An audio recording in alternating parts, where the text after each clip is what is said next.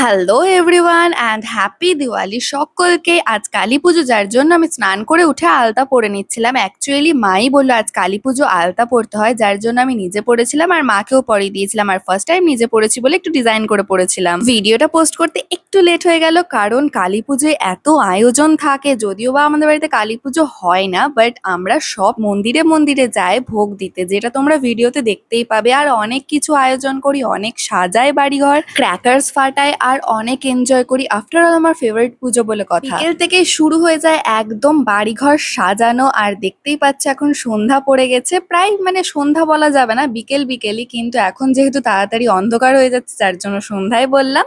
তো দেখো আমি, বাবা আর ভাগনা মিলে গোটা বারান্দাতে মোমবাতি বাবা আগেই আটকে দিয়েছিল, আর এখন শুধু জ্বলিয়ে দিচ্ছি মোমবাতিগুলোকে। আর দেখো আমাদের গোটা বারান্দায় মোমবাতি আটকে জ্বলানোর পর এত সুন্দর লাগে দেখতে, গোটা বারান্দা একদম আলো আলো হয়ে যায়, আর এত সুন্দর লাগে বলার কথাই না। আর আমি এখানে অনেকটাই ফটো শুট করি আর ভিডিও শুট করি। তারপর ঘরে এসে প্রদীপ জ্বালিয়ে গোটা ঘরে সব দরজায়, তারপর রঙ্গোলির মধ্যে প্রদীপ দিয়ে দিয়েছিলাম। রঙ্গোলিগুলো আমি কালকে দেখতেই পেয়েছিলে ভিডিওতে যে আমি দিয়েছিলাম, অনেকক্ষণ ধরে অনেকগুলো দিয়েছিলাম। এবার চলে এসেছি আমি, বাবা, ভাগনা, দুই দিদি আর ভাগ্নি মিলে ক্র্যাকার্স ফাটাতে। আর দেখতেই পাচ্ছ আমাদের ক্র্যাকার্স ফাটানো শুরু হয়ে গেছে।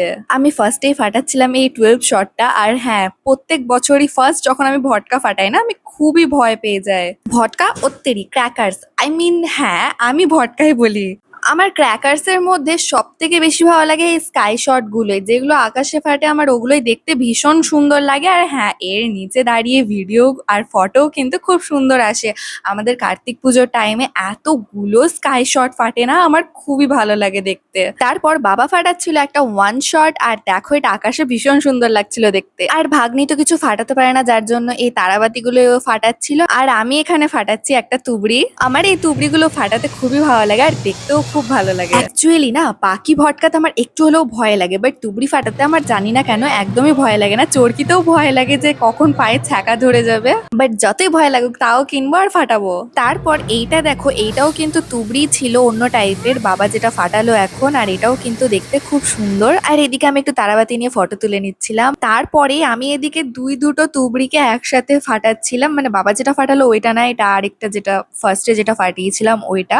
আর দিদি বলছিল আরে এত দূরে দূরে কেউ রাখে, আর সত্যি যদি আরেকটু কাছে রাখতাম তাহলে মনে হয় আরেকটু বেশি ভালো লাগতো দেখতে। আর যেহেতু আমি দুটো তুবড়ি একসাথে ফাটালাম, তাই জন্য ভাগনাও দুটো চরকি একসাথে ফাটানোর ট্রাই করছিল, বাট চরকি কি আর একসাথে থাকে। আর এদিকে দিদিরা খালি তারাবাতি ফাটিয়ে যাচ্ছিল। আমি বললাম যে আরে অন্য কিছু তো ফাটা। তখন মেজো দিদি নেমেছিল, বাট বড়দি একদম নামেনি, ওই তারাবাতি ফাটাচ্ছিল, কারণ ওর প্রচন্ডই ভয় লাগে। আর সত্যি প্রত্যেক বছরই কিন্তু প্রথম যখন ভটকা ফাটাই তখন অনেকটাই ভয় লাগে, তারপর আস্তে আস্তে আবার হ্যাবিট হয়ে যায়। তো দিদি তারপর আবার ওয়ান শটও ফাটিয়েছিল ভয় কাটিয়ে। আর এদিকে দিদি আবার চরকিও ফাটাচ্ছিল, ওর এখন আর ভয় লাগছে না। বললাম না, প্রথম প্রথম ফাটাতে অনেকটাই ভয় লাগে, বাট তারপর যখন একটা ফাটিয়ে দিই তখন আর ভয় লাগে না। তারপর আবার চটপটি বাবা ফাটাচ্ছিল এদিকে। আর এদিকে আমি একটা অন্য বাক্স থেকে একটা ভটকা বের করেছিলাম। আর দেখো এইটা তো আলাদাই লাগছে দেখতে, আমার কিন্তু এটা ভীষণই পছন্দ হয়েছে। এই ভটকাটা খুবই সুন্দর লাগছিল দেখতে, আর এটা অনেকটাই তুবড়ির মতন, বাট তুবড়ি না। আর এইদিকে বাবা একটা ওয়ান শট ধরিয়ে দিয়েছিল। আর যেমনটা তোমাদেরকে বললাম, ওয়ান শট দেখতে কিন্তু আমার ভীষণ ভালো লাগে। অন্য কেউ অন্য কোথাও থেকে ফাটালেও যখন আকাশে সেটা দেখতে পাই তখনও আমার কিন্তু খুব ভালো লাগে। এই ক্র্যাকার্সটা দেখো যেটা দিদি হাতে নিয়ে ফাটাচ্ছে, কি সুন্দর না। আমারও দেখে ভীষণ ইচ্ছা হচ্ছিল, কিন্তু আবার ভয়ও লাগছিল, যদি আগুন ছিটে আসে হাতে তাহলে তো ছ্যাঁকা লাগবে। তো তারপর ভয় কাটিয়ে বাবা দেখো এখানে আমাকে ধরিয়ে দিচ্ছে একটা হাতে। দেন এইটা ফাটছিল, তবে এখান থেকে আগুন তো ছিটে আসছিল না, কিন্তু ছাই ছিটে আসছিল, যার জন্য আমার হাতে তারপর মুখে কালো কালো হয়ে গেছিল। যাই হোক, কিন্তু এটা নিয়ে ভিডিও ফটো খুব সুন্দর আসছিল।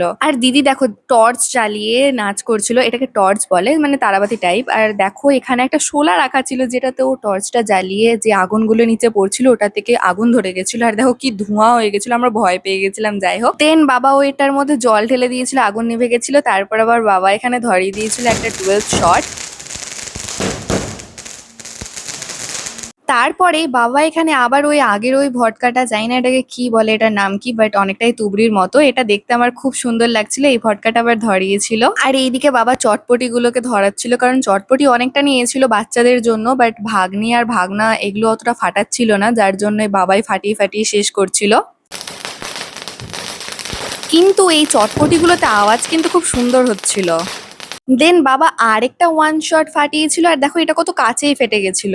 দেন আবার এই ভটকাটা, এটা দেখতে আমার এত সুন্দর লাগছিল না কি বলবো। কেউ যদি এটার নাম জেনে থাকো তাহলে অবশ্যই কমেন্ট করে যেও। আমি এটার নাম জানি না এটাকে কি বলে, কিন্তু এবার আমি ফার্স্ট টাইমই এই ভটকাগুলোকে ফাটিয়েছিলাম, মানে এর আগে কখনো আমি এই ভটকাগুলোকে ফাটাইনি। এইটারও কিন্তু আওয়াজ সেরা ছিল। আর এইদিকে দেখো চোরকিগুলো ড্রেনে গিয়ে ঢুকে যাচ্ছে, আর ড্রেনে ঢুকেও কিন্তু ঘুরছিল, আজব লাগছিল। আর এখানে দেখো বাকি দুটো ঘুরছে আর একটা গিয়ে ড্রেনে ঢুকে গেছে। যাই হোক সবটাই গিয়ে ড্রেনে ঢুকে যাচ্ছিল কেন জানি না। আর এই চোরকিটা ফাটছিল, আমি দাঁড়িয়েছিলাম আর বাবা কখন বোম ফেলে দিয়েছিল আমি বুঝতেই পারিনি।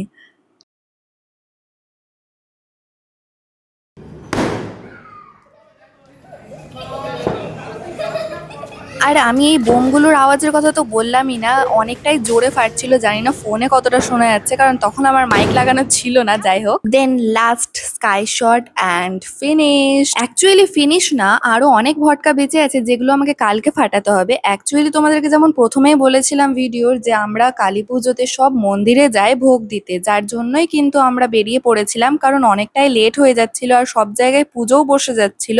আজ রাতে অ্যাকচুয়ালি আমরা অনেক কালী মন্দির যাই, মানে আমাদের আশেপাশে যত কালী মন্দির আছে যেগুলোতে যাওয়া পসিবল ওগুলোতে আমরা যাই আর ভোগ দিই। তারপর মা অনেক জায়গায় পাশান দেয়, তারপর প্রদীপ দেখায়, মোমবাতি জ্বালাই, দেন চলে আসি। আর আমার আর দিদির সাথে একটা লেটেস্ট ঘটনা ঘটে গেছে, যেটা হলো মা বসেছিল টোটোতে আর আমাদেরকে বলেছিল ভোগ দিয়ে আসতে, যার জন্য আমরা গেছিলাম ভোগ দিতে আর গিয়ে ভোগ না দিয়ে ঘুরে চলে এসেছিলাম, মানে মোমবাতি দেখিয়ে জাস্ট। দেন মা বলছিল কি ব্যাপার ভোগ দিসনি, দিয়ে আবার আমরা গেছিলাম ভোগ দিতে। যাই হোক তারপর চলে এসেছিলাম বাড়ি আর এসে নিয়ে ফানুস উড়াচ্ছিলাম। অ্যাকচুয়ালি আমরা তখন ফানুস উড়াইনি, আর লাস্টে অ্যাট লাস্ট সবকিছু হয়ে যাওয়ার পর বাড়ি এসে ফানুস উড়াচ্ছিলাম। এই বছর বেশি ফানুস নিইনি, আগের বছর এতটি ফানুস নিয়ে নিয়েছিলাম যেগুলো উড়ানোর আমি আর টাইমই পাইনি। আর আগের বছরের গুলো এই বছর কিন্তু অনেকটাই থেকে গেছিল। আর দেখো কথা বলতে বলতে আমার ফানুস কতটা উড়ে গেছে ওপরে। আর আজকের ভিডিও এতটাই। তো গাইজ হ্যাপি দিওয়ালি অ্যান্ড ভালো থেকো সকলে, টাটা।